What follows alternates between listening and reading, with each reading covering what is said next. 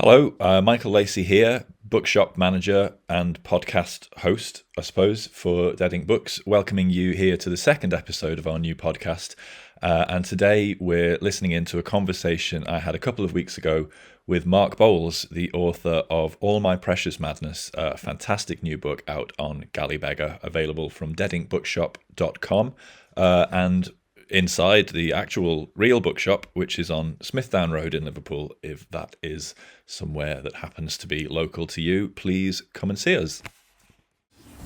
Oh, right. Hi, everyone. Thanks for coming. I think this is all familiar faces. I don't think I need to welcome anyone to Dead Ink for the first time, so skip over that bit.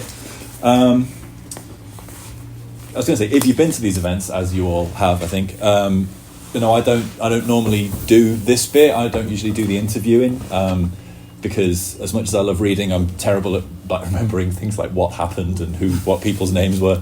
But every now and again, sort of a book comes through that I enjoy so much. I think, no, I'm not letting anyone else sit in this chair. I want to sort of have my questions answered.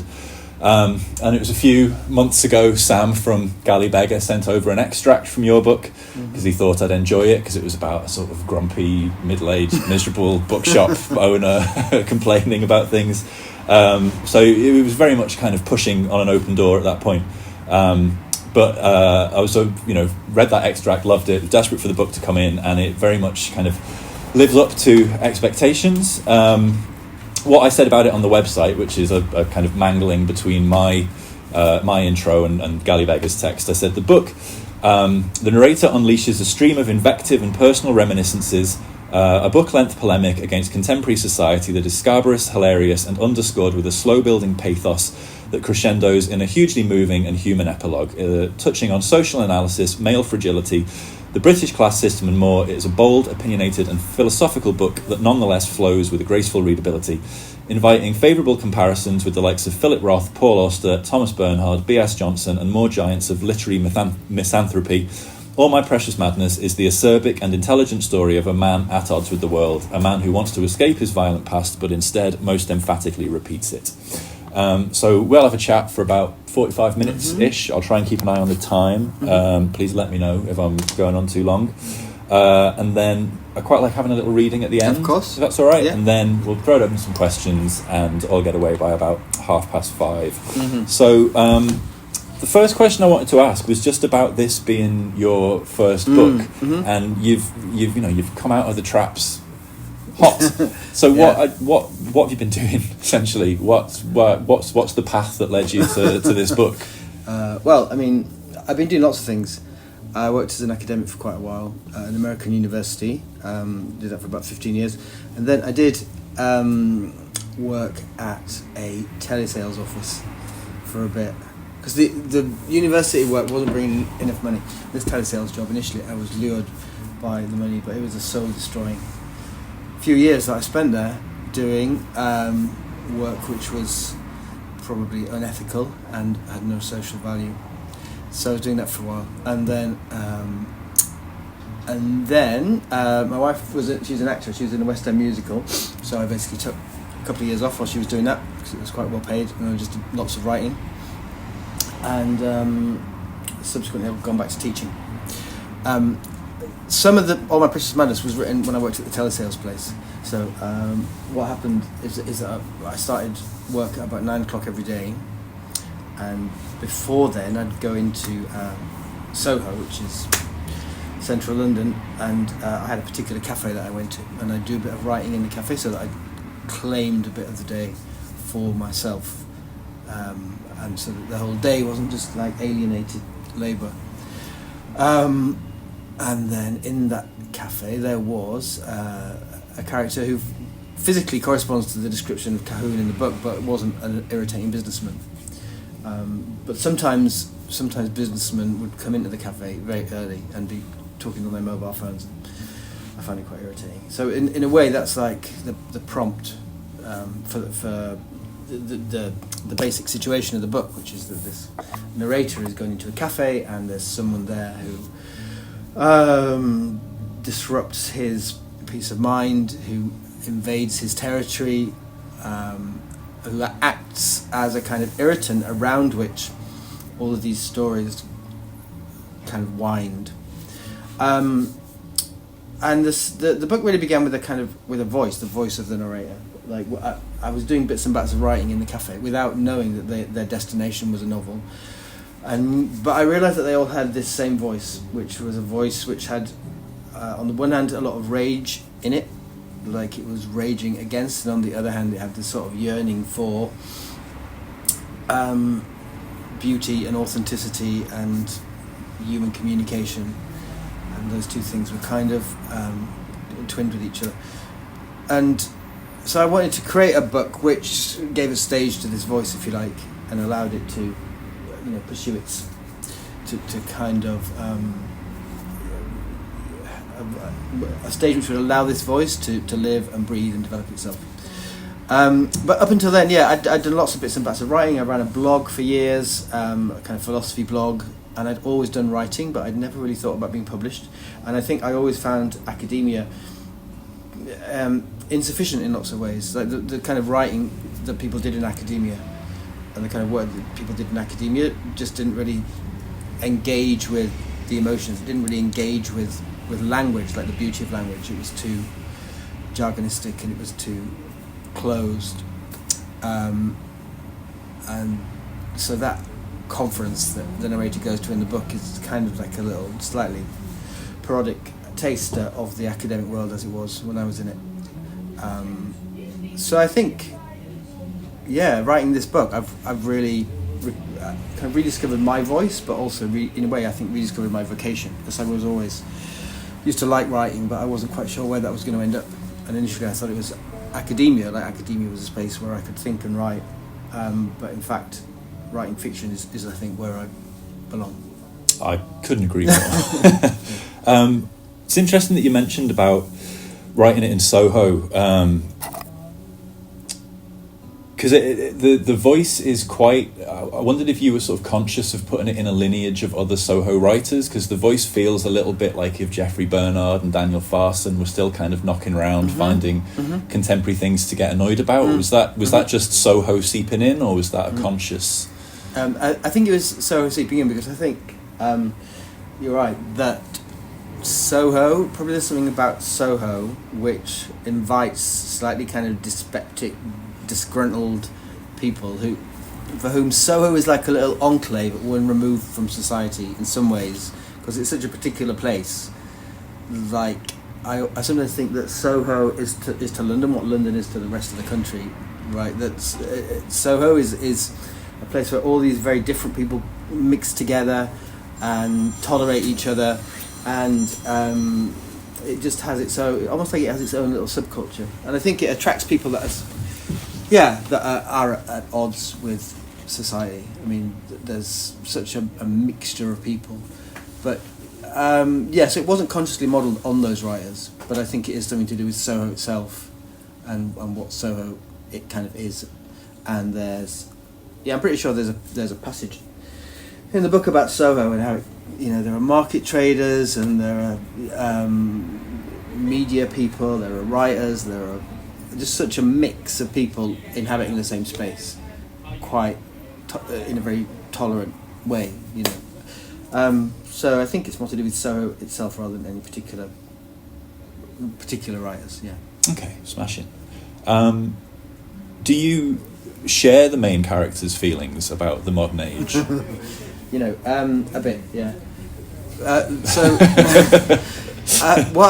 think what I would say is that I have just exaggerated some of my own irritations, my own petty irritations, and kind of exaggerated them and removed the filter, and that's what you get in the book. Almost all of what he finds annoying, I also find annoying. Yeah, I mean, I've just really used the tool of exaggeration. So the way in which I express my irritation is obviously not the same as his, thankfully. But having said that, I think now that I've written the novel, there's less kind of rage and irritation in general. I think it probably is quite cathartic. You've exhumed in those ways, but exercised. Exercised, exactly. Yeah, for example, I do find it irritating when people order a coffee in a takeaway cup, but then remain inside the cafe. Yeah, that is annoying. And you know, so, but you know, I don't think you have to. You don't have to agree with his irritations. I mean, I think a lot of people kind of would, and that's maybe how he gets the reader on side to some extent. But it's more sort of the energy of his rage that's carrying you along, Mm-hmm. and it's almost like seizing on things. Like if it didn't seize on that, it would seize on something else. You know. That sort of connects to This Always Happens, where an author says something and I think, oh, that's a bit like question 8. Yeah. I can't find it now, but yeah, it was about that question about the voice, how the kind of immediate relatability of that voice is something where you invest quite heavily in the narrator in the early stages, and then that investment takes you to some quite dark and challenging places. Yeah. Was that at what point in sort of putting together the scraps of this did you realise, like, okay, that's the shape of the journey I want to take a reader on, or was that Yeah. the initial I realised that impetus? I think that was the journey that I wanted to take the reader on to. He says, when the narrator, when he gives lectures at a university, and he says that you can get students on side. You can get them to sort of accept lots of things if you use the Trojan horse of A, comedy, and B, just kind of a vehemence in your language. You know, that they think that this person is invested in what he's talking about. And so I think it's, to some extent, it's true with the narrator, the kind of vehemence of his language and his humour carries the reader along with him. And then, the reader realises that, oh, actually, I'm not kind of quite on board with this. Yeah. I'm not on board with him. That forcefulness. I mean, it's a great quote on the front describing the book as a war machine. But I wanted to come back to the humour as well, because, like you say, the book does have a serious intent, but it's very, very funny pretty much throughout, and in a way that a lot of contemporary books with similar intents seem a bit sort of scared of being that funny, or that it's going to kind of water it down or something. So I wondered, is that like a natural part of your writerly voice? Was it something that was difficult to contrive to insert into the novel, or the humour? Yeah. No, I don't think so. I think a lot of it is the humour as it appears in the book is often, it's not. Man, I don't know how to put this in a minute. It's often a kind of legacy of his northern side, that there is a sort of debunking, not exactly cynicism, but it's a humour that kind of debunks, that deflates, especially in relationship to Cahoon, right? And it's not to do with like wit and sophistication, I don't think so much. It's sometimes a bit crude, and I think there's a kind of quite a strong Yorkshire influence. Just this doesn't appear in the book, but just to give you an example, there's a Yorkshire phrase which it refers to someone who talks at great length, but without any real discernible point. And the phrase is, he'd go to the far end of a fart to prove 2/3 of fuck all. And it's like, but there's it's like a sort of. I do think the humour kind of it comes from that a bit, and with Cahoon, you know, he talks in this ridiculous jargon, and then the narrator just kind of keeps deflating, puncturing that jargon. I mean, probably later if I read some out, we can kind of get a flavour for the type of humour. But it's the humour kind of goes hand in hand, I think, with his stance towards the world, right? But maybe we can come back to it when we read it. I wondered as well, this is just on the same topic of sort of the kind of tonal tightrope that the novel walks, if there was any kind of specific literary influences that you were using as a kind of guiding light along that tightrope. I wouldn't say that I was using them as a guiding light, but I would just say that there are influences. I mean, I think Thomas Bernhard is one that probably most people who've read Thomas Bernhard would see that there's this kind of rhythm of invective that has this momentum that carries on through the book and becomes almost absurd somehow. I wouldn't describe it as ranting, but it's a kind of invective rage, and at some point it just kind of becomes almost ridiculous because it's so exaggerated. It doesn't know when to stop.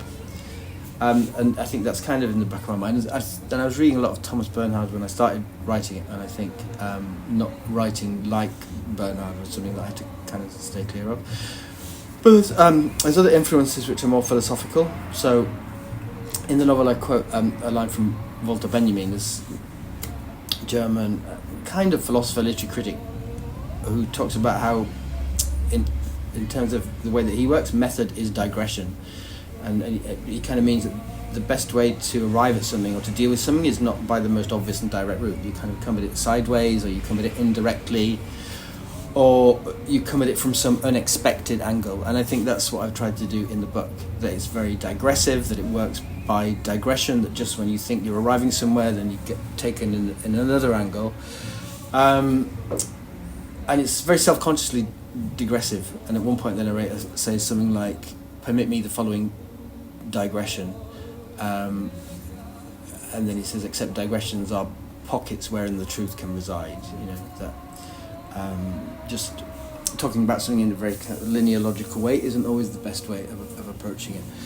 So I think, there are some philosophical influences. There's people like Thomas Bernhard, and I think just in terms of the writers that have meant most to me, probably Marcel Proust.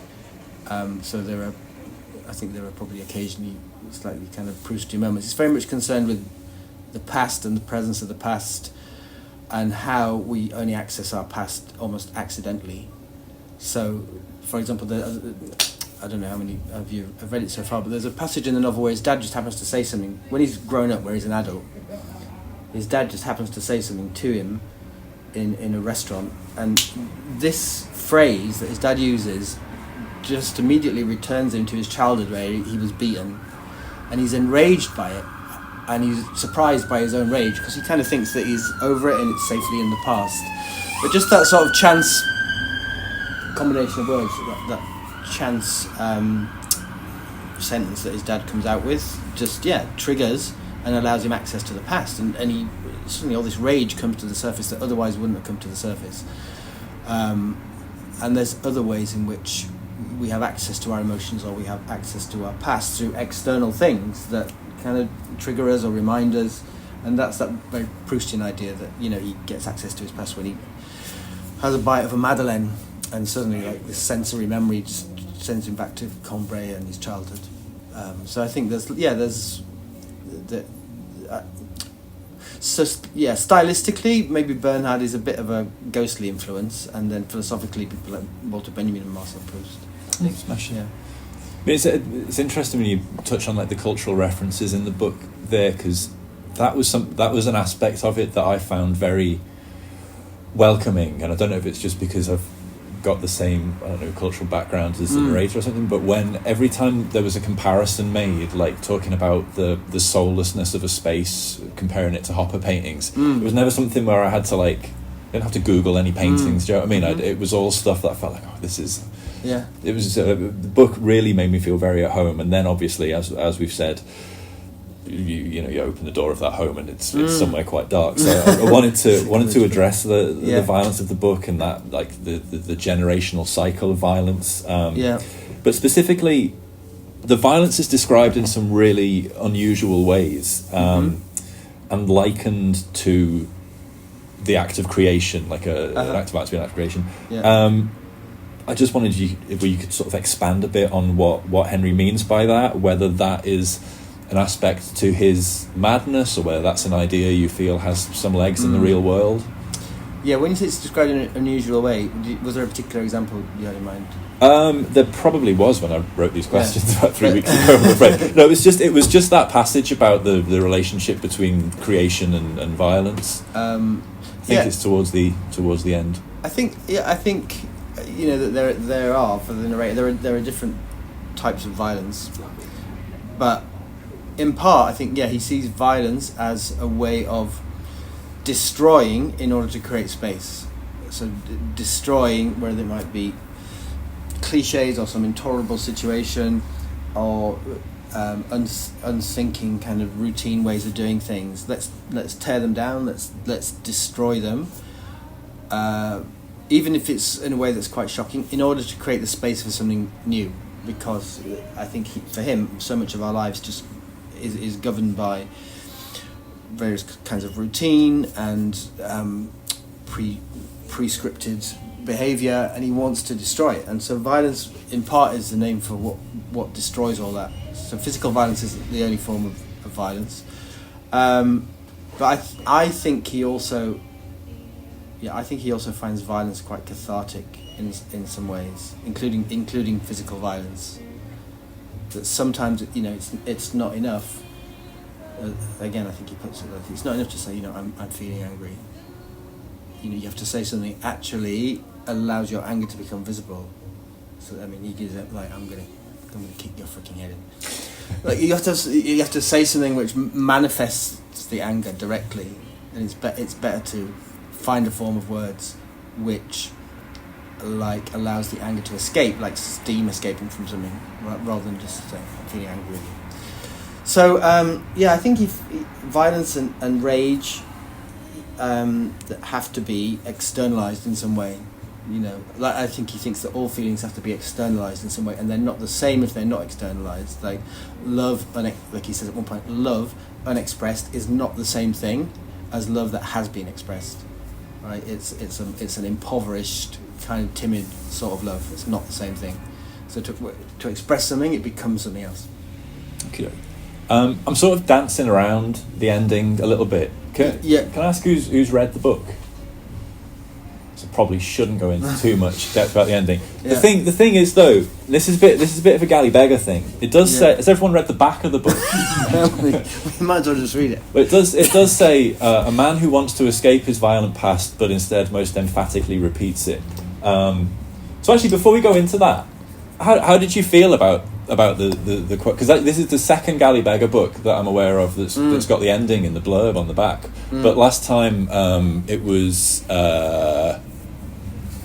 Alex Phoebe with Mordew, and the climax of that book is given away in the first line of his blurb. I said, we're not worried about spoilers, and he said, no, that was what Mark. Did you have any feelings about that? Well, no, it doesn't really give away the specifics. Just that there is an act of violence, and people can probably start guessing fairly early on. And in fact, as you probably know, with most publishers, the blurb on the back is a mixture of what they've asked the writer to write and what they have written. So that bit was written by me. Oh right. Yeah. So I don't really mind that it's signed. But I think it's quite obvious when you're reading the book. It's like there's a rage, and there are little kind of acts of violence, and they seem to be gathering momentum. Yeah, and it seems to be like a storm brewing. Yeah. So it sounds like there was never really any question of exploring a different ending for this narrative or this character. Why? What is that something about the character? Why is that? Why was he so sort of baked in to be headed towards this destination? There was one alternative ending, but it didn't really work. Well, I think it's to do thematically with, just going back to what we were talking about before, the idea of expression, and the idea that once something is expressed, it's like it opens up space. It's kind of cathartic. It purges you, and it allows something else to emerge. So after the act of violence in the novel, the novel doesn't stop there. So there's a whole stretch of writing which is about his relationship to his father, and he has, to my mind, I don't know if you agree, he has a very different tone. That's very much the subject of my next question. Okay, yeah. So the last section of the book has a really different tone. I think it's kind of more lyrical, and there's lots about his childhood, like the physical geography of his childhood, and the place that has in his imagination and in his soul. So yeah, the epilogue is incredible.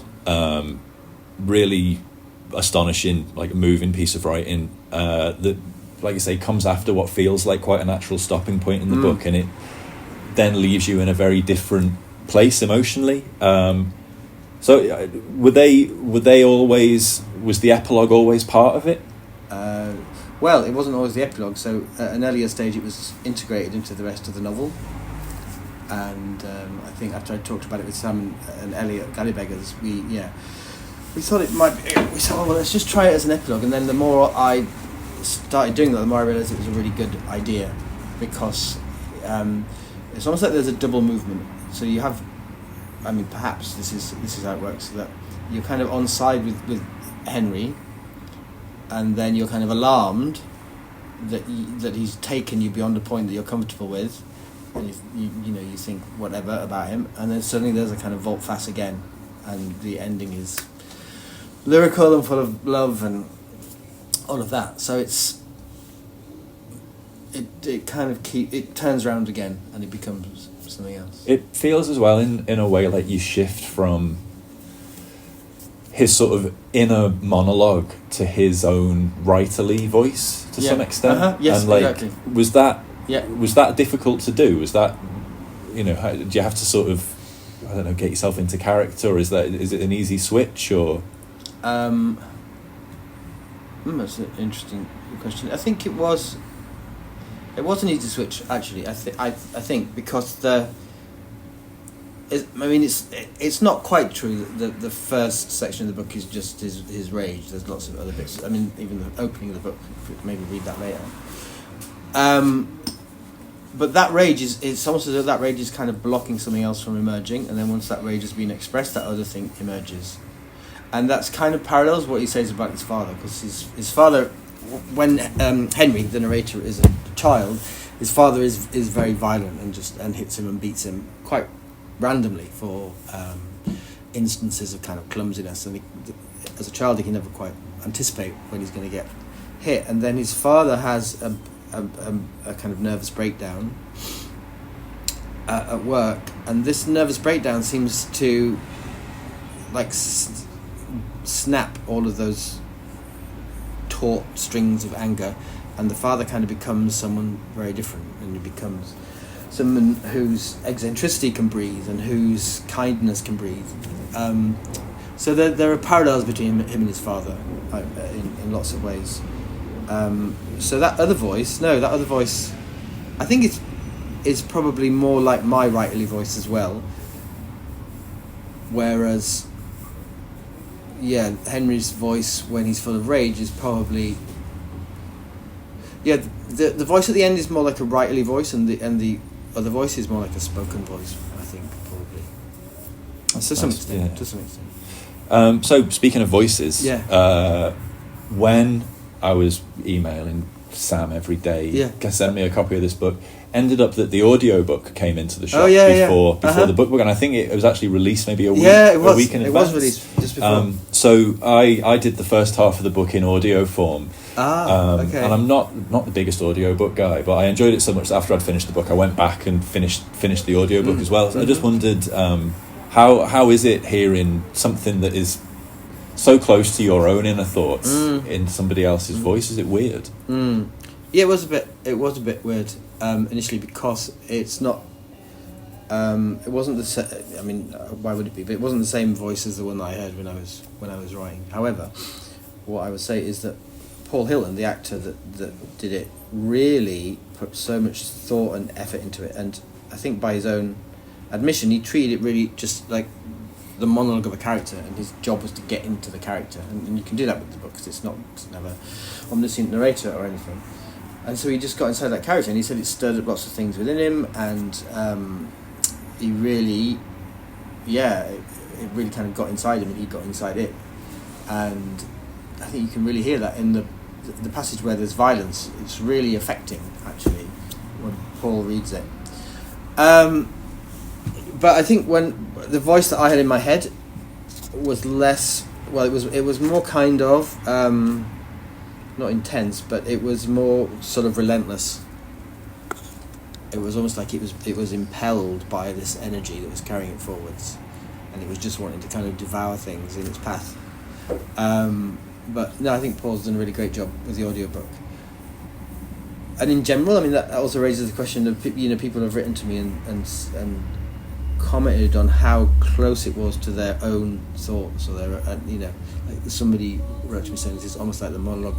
It almost seemed like the monologue inside my own head. So I think in general, it's really interesting when your voice, the peculiarities of your own voice, really resonates with another person.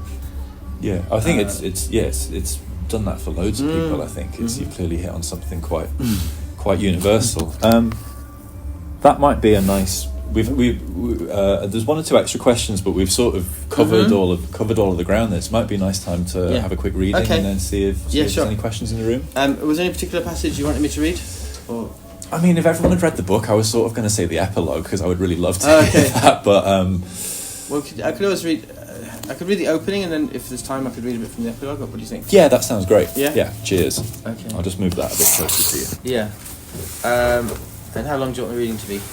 About 10 minutes. Is that okay? Yeah, sure. All right. 10, 15. So I'll just read the opening. One night I had laid down in bed, ready to go to sleep. I'd put on the music as I always did. But as I lay there in darkness, it struck me that the lights were still on in the bookshop. I had not switched them off. It was midnight. I wanted to check the lights. I didn't want him, the owner, the corduroy waistcoat, the fuckweasel, to come in the morning with the lights still on. Only the week before there had been a note on the desk saying I'd left the place in a mess, a charge that was quite unjust if not an outright lie. But I had been upset by this note. It had taken the wind out of my sails. So I put on my slippers and went out into that cool September night. I remember that it was in fact unusually cool for September. For some reason I wore my slippers to go out. I'm not sure why I wore my slippers rather than my shoes, but I did. As if Oxford were only a series of rooms, as if Oxford wasn't quite a real city, but only a grand house through which one could walk at leisure beneath a remote and sparkling ceiling. And I walked out in my slippers to the bookshop to check the lights. In fact, they were off. I hadn't left them on at all. I'd misremembered or imagined leaving them on as I lay in bed in the dark on the border of sleep with the soft notes falling and rising. And now, only half an hour later, I was stood outside the shop in the cool air wearing my slippers looking in through the window. I decided to enter. It was a simple mortise lock and there was no alarm. Imagine. You find it improbable, but it's true anyhow. I went inside and turned on the lights, and I sat at the desk by the window. I took down a number of first editions from the foreign literature section, including the tragic Schultz, whose drawings are dug from the corners of our dreams, and also a 1972 translation of Paul Celan, Inside the House, the Drifting Snow of What Was Left Unspoken. Yes, Inside the House, exactly. I had never read this book before, but each word glowed with meaning as it never would again. In fact, I have never since been able to fully access these poems, as if a gate had been placed in front of them. But that night the gate was open, and I simply received them like a gift, a libation that irrigated my body and mind. Only later did I discover that Celan killed himself by jumping from the Pont Mirabeau into the Seine. But this is of no importance. I sat there reading the book at what was well after midnight. Occasionally some drunk students would walk past and call out, but I did not listen. I sat there illuminated by my book. I sat there for 3 hours at the desk in the bookshop. They were hours stolen from sleep and as luminous and vivid as a dream. It was not that 3 hours passed quickly, but that no hours passed. Time was excluded. It had to wait in the alleyway across the street like a beggar for me to come out of the shop. I can honestly say that this moment, or rather this whole divagation from leaving the house in my slippers to sitting in the bookshop reading to returning to the house, this was one of the most enigmatic and mysterious experiences I have ever enjoyed, as if directed by an occult hand, as if interpolated from another life. An experience like this that burns only once, unexpectedly, therefore burns forever. The light in the window still there, and me at the table even now, exempt from time and harm. But all of this, which occurred over 20 years ago, back in the 90s, is only by way of introduction, a kind of obscure and looping prelude to The Man in the Cafe, the small Italian place on Berwick Street. I used to go to that cafe every morning up until maybe a month ago now, the month of the sad referendum. A pungent espresso in a thick white cup with navy piping. Espresso as it should be, as thick and as dark as arterial blood. I remember the first time I saw him, the slender man with the tanned, long face. He reminded me of Claude Cahun, a sculpted androgyne from an era long gone. His movements were delicate and precise, his eyelashes long and dark. A beige moleskin jacket and open-neck shirt completed the portrait. In the early morning light, and viewed in his memorial isolation at the corner table, he would be thought beautiful. But then he answered his phone. He began speaking in a vaguely posh accent about his travels. He travelled to Thailand, Cambodia, Tibet, South Africa, and this, of course, had been an amazing experience, the experience of a lifetime, and other such phrases. That was pretty much all he had to communicate. The landscape, the culture, he stuttered, too amazed to complete the sentence. He had a tattoo, he said.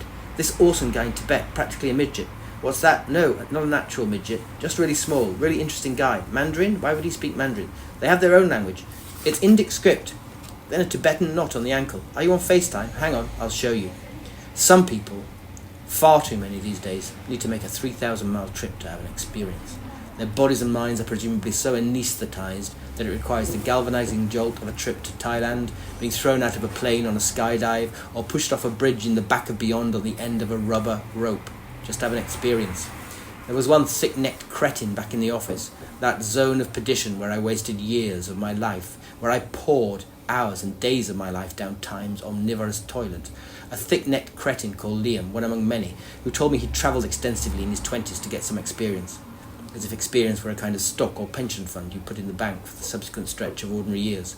He saw ladyboys in doorways, insects cooked in roadside stalls, the usual stuff predicted by guidebooks, surface perceptions that tickled his fancy. He wandered through distant streets or designated pathways, clocking the merely different. He returned home, of course, unerringly, to the stubborn province of his own stupidity, to a life of money-grubbing and onanism, having seen the world but blindly, lacking in fact the perceptual and sensory equipment to see or feel anything. People fail to understand, I complained to Carvel, that you do not have to travel to meet with amazement. We might wake on a winter's morning in a stranger's house by the fields, the mist covering completely the earthly floor, and the trees like charcoal under tissue paper, a sunken world, the old barn like a wreck under water, the bleak beauty arranged by nature for the wandering spirits. But you don't have to open a bookshop at midnight. You don't have to rise to the sleeping mist. You can sit in a cafe, raise an espresso to your lips, watch as the sun takes the floating dust and turns it into a column of tiny golden insects. And this moment, not noticed, not snatched by the camera as soon as it's born, is an experience of great depth and distance. But it requires stillness. It requires slowness. You need to stop. It's not about crossing the earth so fast that the boom of novelty knocks you down. The endless bungee jumpers, the skydivers, those who've had their ankle tattooed by a Tibetan midget on the side of the Kunlun volcano, all they needed to do was sit at the table by the window and the world would unravel itself in front of their eyes.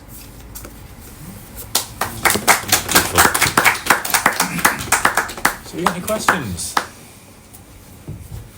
Yeah, Mark, sorry. Oh, sorry. After you, please. I'm interested in the writing process. I mean, Yes. how long did it take to write? Did you have any false starts? Did you have doubts about it at some stage? Did you ever feel like abandoning it? Did you make many changes? How did you go about it? So, yeah, a lot of it was written in those early morning sessions before I went to the telesales office. And so it was written in quite a fragmentary way in that sense. So then I tried to make that fragmentariness part of the book itself, insofar as it's a mind which operates through detour and digression, that it's not a simply chronological linear plot. So, no, I think writing it in that way, these were little pockets of sanity for me, and I didn't gradually. It took shape very gradually. It wasn't written quickly, and there's a lot. There's a lot in it in terms of. There's a lot in it in terms of the past and the present. In other words, like there's a scenario in the present, him in the cafe, but then it's about his childhood. It's about his time at Oxford. It even goes back to his father and his father's father. It's almost as though there's a lot of history which is involved in it, which is wrapped up in it.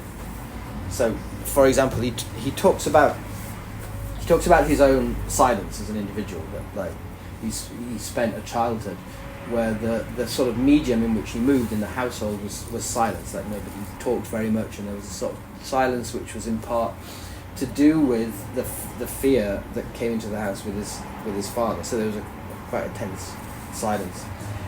But that in turn goes back to his grandmother, and she grew up in a house which was a house of silence because it was like a Catholic household, so they weren't going to get divorced. But the father blew the sort of inherited fortune. He gave up work and he went on the piss and just spent it all on drink. And so the mother never spoke to the father and used to use the daughter, i.e. my grandmother, as the vehicle for passing notes. So they communicated through these notes, like your tea's on the table, whatever it might be. So and I do feel that like there are these things which are just passed down and passed down and passed down, in some way, you know, that there are these legacies which go from generation to generation in some way. So there was a lot that I had to sort of excavate, is what I suppose what I'm saying. A lot that I had to dig up and put in there, and by contrast, I've written a second novel, which is ready to go, and it didn't take me much time at all. So this took a long time. So there was a lot of there's like stuff about his school days, there's stuff about his time at university. It keeps reaching into the past and then bringing it back into the present. But yeah, it was written in bits and pieces really, and then how to work out how they were gonna. It was, you know, like, yeah, it was like you might build a wall out of loads of random bits of rocks that you find lying around. But they weren't, because I realised that in fact there was a sort of attraction between all these little pieces that I'd written, that they were part of a whole, but it was trying to see that whole and then put them into it. Yeah. Are you able to say much about the second novel? Not at the moment, no, because Galleybeggars are going to announce it. Okay. Probably next week. So brilliant. I don't want to do any premature announcing. That's one to look forward to. Andy, you had a question there? Yeah, it's been really interesting to hear you talk about all sorts of aspects of this process in particular. I'm always interested in process. You talked a couple of times about something. You talk about violence as a way of creating a space, of clearing out and creating a space. Similarly, when you were first talking, you were talking about you worked in academia. That was one job, and you worked in telesales, and that was another job. And so I think what I'm trying to get my way towards is saying, how do you feel about your new job as a novelist? Or is it not a job?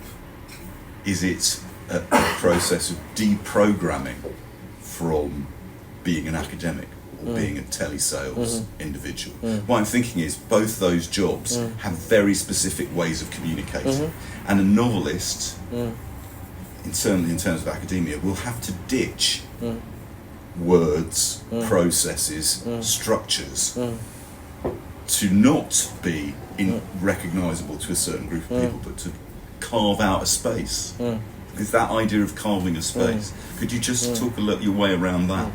Yeah, sure. I mean, I think one of the great, this is an indirect way of approaching the question, but one of the great things about the publication of this novel is that all these disparate people have written to me, like, and this is something that's permitted by social media, that your audience finds you relatively quickly. So in other words, you're not tailoring your communication to a particular audience like you do in academia.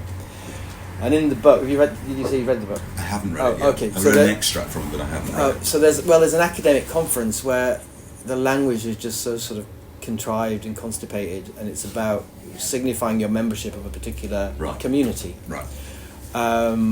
In terms of telesales, I mean, it's really curious that I worked in telesales because it's kind of using what I would describe as anti-language.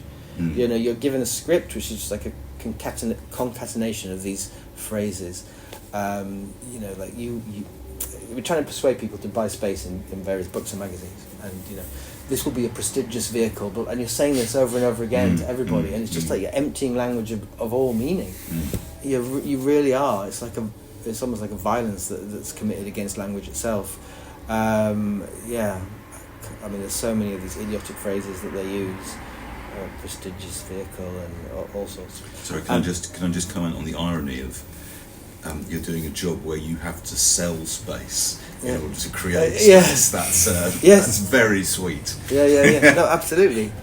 But I think my kind of recoil and revulsion against what I was doing, maybe that's part of why I was able to write. It's almost like I wanted a sanctuary where language was being used in an authentic way, where language was being used in a way that was the diametrical opposite of the way that I had to use language at work, which was literally, it was literally scripted, and it was just trying to put in these buzzwords like innovative and just trying to cram as many into the pitch, as it was called, as possible. But yeah, telesales is really just a way of kind of getting people to buy by,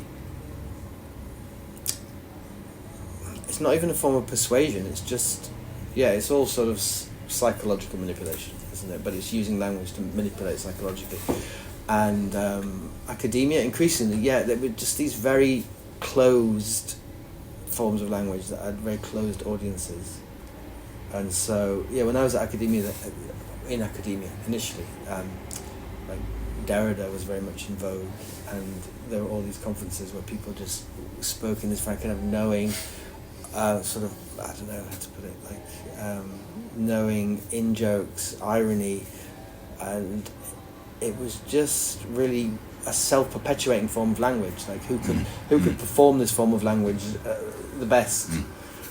So I think you create space in kind of retreat from these other things which are alienating you, and then you try and you're driven into writing in retreat from these other things.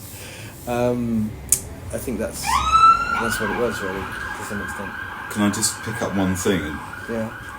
The writer Matthew Debachua says, okay, well, the writer is the person who sits at home and does the writing, and the author is the guy who comes out and does events like this one. So that's the job, right? That's why I say, and so how is the job of a novelist? The writer is you at home, going, I've got space, but the novelist is you coming here to talk to us and sell a few books. How does that job compare to the previous jobs? Well, I mean, firstly, sadly, it's not quite a job yet. I mean, I do have a day job, so that's the dream when it becomes a job. Actually, to be honest, because I can't think of any job that I'd rather do. It depends. I think, to some extent, because I've already been to academia, I really don't mind just sitting and talking about my book. I'm quite comfortable doing that, whereas I think a lot of people probably find it quite intrusive and exposing.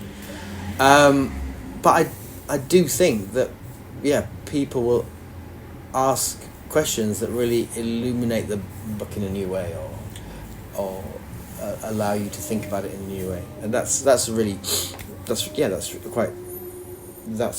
quite stimulating, and just coming at it from a new angle, for example. So, I mean, just a random example that pops into my head is that we had an online launch with Galleybeggars, because they do an online launch. And there was a question about the humour in the book, and then one of the people that was on the launch said, who really loved the book. I mean, they really loved the book, but they said, I didn't really. For me, it wasn't primarily a humorous book, because in the humour I could also hear the pain. And I kind of wondered about that. I thought, that is kind of, there's truth to that. I mean, the author of the book is not the owner of its meanings, right? And people can pick out things that you think, oh yeah, goodness, that is true. And so you kind of learn about your own book. It's not. It's an interesting process in itself. But that's a very different kind of mode of self than when you're just at your desk and all is hushed and you've just got this little desk lamp creating this little halo of light on the page, Yeah. You know, Are you still able to do both in one day, like the way you were doing 2 hours of writing and then off to the office? Does the writer need a bit more space now? Or do you have to sort of be on author mode doing the tour and then get home, shut the world out and be a writer, or can you be flipping back and forth in the day? well, I mean, yeah, I mean, I've not really done that many events and stuff. It's not really encroaching on the writing. The teaching that I'm doing at the moment is encroaching on the writing. It requires a lot of time. Well, I'm just about to. Well, but 2 weeks. I have 4 weeks off, so that's going to be something I'm really looking forward to. Yeah. I just wondered, in light of the first book being written through having like a break from work. It sounds like you didn't have one for the second book. Was it a much more challenging kind of squeezing in a bit of writing here and there, or? For the second book. Yeah. Oh, no, the second book was easier because my wife was working had this job in the West End. Oh, sorry, I thought that was during the first book. No. Right, sorry. No, got confused there. No, she had this job in the West End. She was in a musical, and so I was just taking care of the kids and taking care of the house, and that's when I wrote almost all the second book. So that was much easier. No, I think for me, the place of writing is, with rare exceptions, it's always kind of there. It's always somewhere that you can revert to, and you can breathe and great. I'm here, not at this particular desk, but in this, psychological or emotional or bodily space where you can kind of listen to yourself, as it were. Yeah. Transcribe it.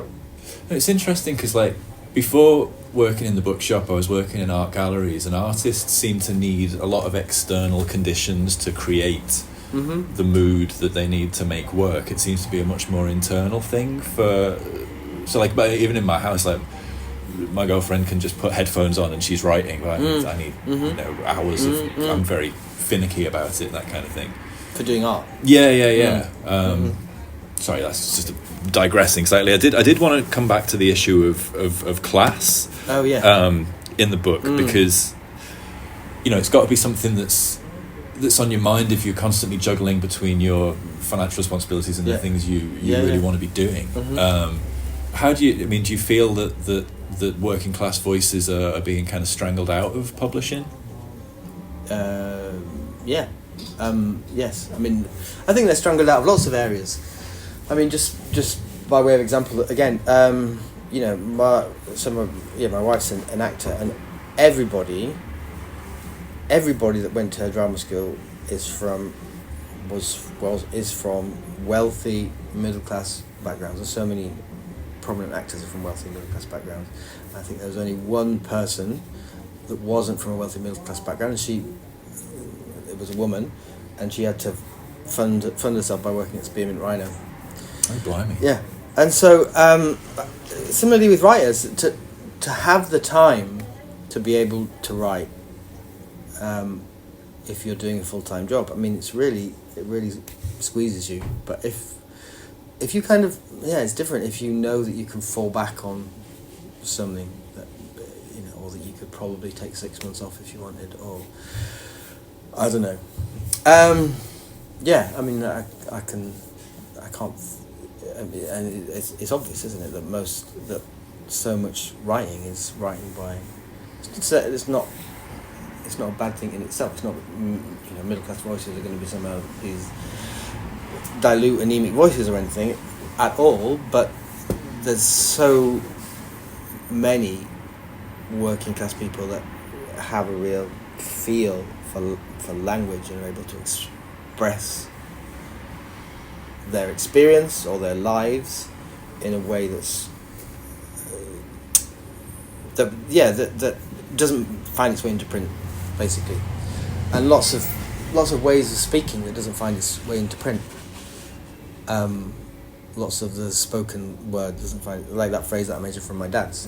That's worthy of finding its way into a book. But there were loads of phrases like that in Yorkshire, and the rhythm with which people spoke as well. I think working class voices are very, very rare, aren't they, in published literature? Yeah, I mean, increasingly so.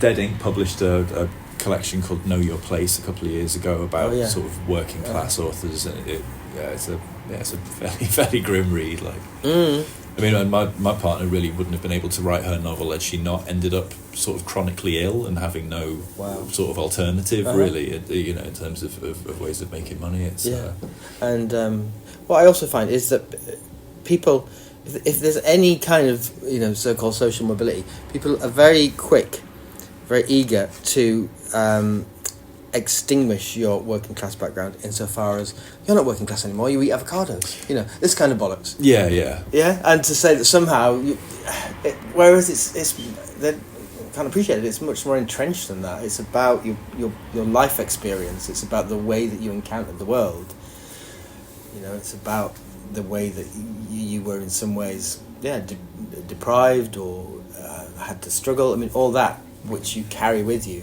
it's not like extinguished by an avocado and a latte.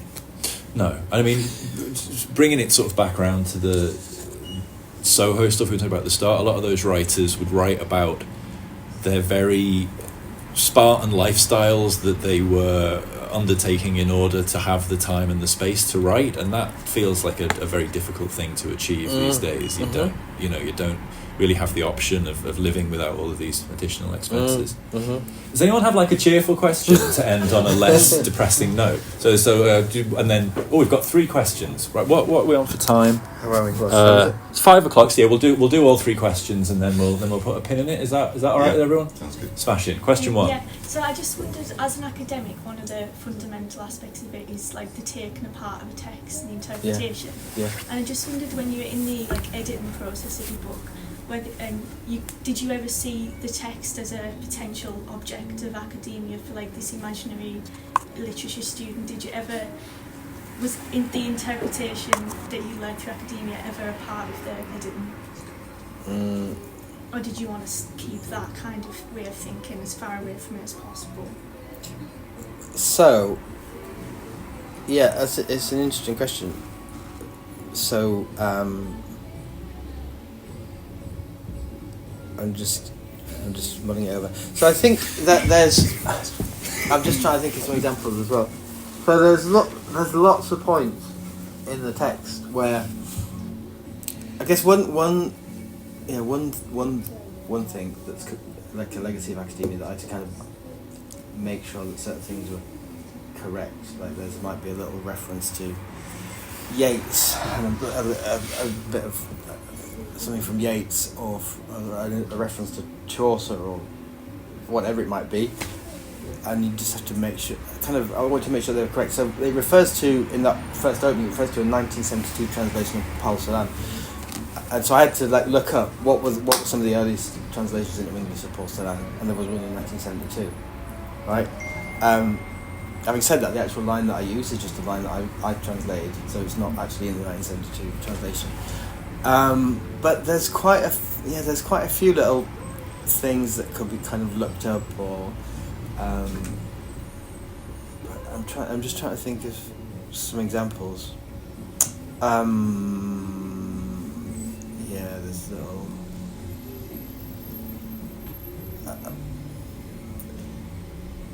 There are a few little things that only very few.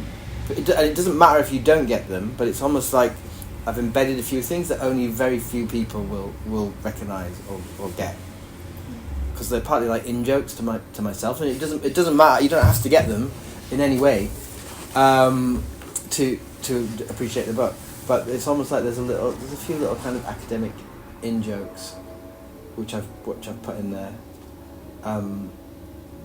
that perhaps only academics would actually appreciate. So it's like that. I think probably that was one of the audiences that I had in mind, academics and academia. Yeah. Thank you. I suppose a group of writers that haven't been mentioned, but I think I was talking to my friend Paul there about it.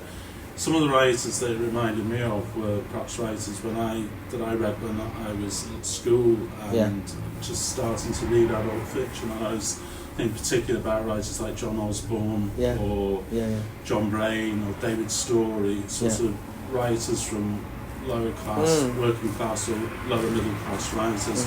And I was wondering that sense of some of the anger in the book and almost the challenge to academia as well. Was that something you thought of when you were writing it, or was there an association with some of those post-war, I suppose, angry young men type writers? Was there I do remember reading... Also, the fact that the protagonist is also left-wing. Yes. A curmudgeonly left-wing person rather than... Yeah. Well, I do remember reading a lot of John Osborne when I was and kind of identifying with it. And then there was a TV dramatisation of his life as well, which I was quite affected by and I really liked. But it's interesting, those kind of working class writers. That like anger is again, it seems to be a vital part of getting their writing going. To be angry, to rage against, to destroy, like the sense that people just aren't angry enough about these things. You should be outraged by this. And I think there's lots of stuff in the contemporary world that's going on politically that we're just not angry enough about. Whether it's climate or whatever it is, it's like, why aren't people angry about this? Why are they not raging against it? And I don't know, rage and anger often get quite a bad press. It's like somehow it's irrational or it's emotional, but I think to not get enraged by certain things is the sign of some like emotional deficiency, really. Like ethically, it's important to get angry about certain things. But those particularly John Osborne, I read a lot of when I was in my teens. Yeah. Ollie, want to finish it off? I wanted to ask, sort of, to what extent the book has an autobiographical aspect to it, like the narrator's, his actions and the events that have happened to him in his past, and also, his approach to life and his, just the tone that comes across in the sort of monologue of his inner thoughts. Yeah, I think a lot of it is quite thinly veiled autobiography. That there's a fictional veil being put over it, but the fictional veil is quite well at least semi-transparent. So I think that all fiction really must have a strong autobiographical sort of substrate, and it's just the way in which it gets dressed up or turned into fiction. Like sometimes it is quite a thin veil, and other times it's quite a colourful and detailed veil. But I mean, it's a cliche, but ultimately you have to write about what you've experienced and how you've experienced it. And even if you're writing fantasy, if you're writing about the slaying of a monster, you have to draw on things that you've actually felt. It's obvious that you've not actually encountered a monster, but you might have encountered metaphorical monsters, and you have to draw on your own experience. Like, even if you're describing that monster, you're going to be using your own experience. You might describe it as having a sort of, I don't know, clammy, gelatinous face, and you must have encountered things that are clammy and gelatinous, just by obviously numbers. But there has to be autobiographical elements. But I think this is true of a lot of people's first novel. That there's a probably in the first novel there's a higher autobiographical. There's more autobiographical material. I think. Yeah, this is partially why I was a bit nervous coming up with some of these questions, because it feels very, very autobiographical, but it's awkward to sit down and be like, so this book about a mad, violent man is clearly based on you. And that could have gone a different way. I think, like I said earlier, it's to exaggerate, to remove the filter, and just to allow the rage to go in whatever direction it wants to go. Smashing. Well, that's a nice place to end, I think. If you would like to buy a copy of the book, I'm sure Mark will be happy to sign it for you. Actually, Ollie, I meant to ask, how far did you get? Ollie bought your book at about 2:00 today. Oh, okay. Yeah, and then like page 20. Oh, Okay. okay. Smash it. Right, so yeah, if you want to buy a copy, Mark will sign it for you. I'll be waiting over there to take some money off you. And yeah, thanks for coming, and thank you, Mark. That was really great. Thank you, everybody. Thanks for coming. In fact, actually, I want to get mine signed.